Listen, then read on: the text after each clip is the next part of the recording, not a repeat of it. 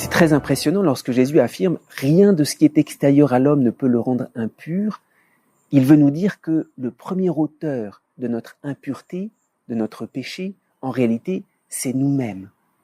Bède le Vénérable, lorsqu'il commande ce passage, affirme que, plus largement même que cette question des aliments purs et impurs, même le démon qui vient de l'extérieur, il peut seulement nous tenter, susciter certaines choses, mais ce n'est pas lui l'auteur de notre impureté, c'est nous-mêmes.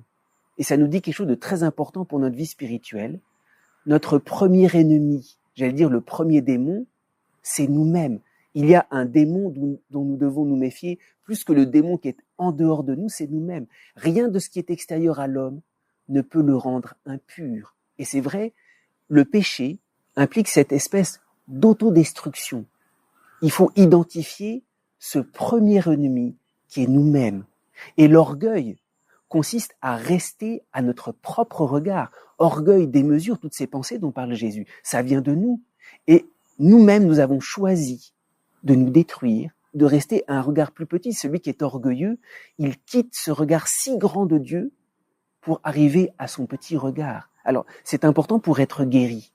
Pour être guéri, il faut d'abord que, d'une certaine manière, Dieu entre et nous rectifie dans cet amour de nous-mêmes, dans ce regard sur nous-mêmes. Nous sommes le premier auteur de notre impureté, nous sommes notre premier ennemi. Il faut offrir cet ennemi à Dieu pour que Dieu lui-même apprenne à nous regarder, non pas comme un ennemi, mais en nous aimant nous-mêmes. C'est cette réconciliation extrêmement profonde qui chasse le péché et qui nous rend purs.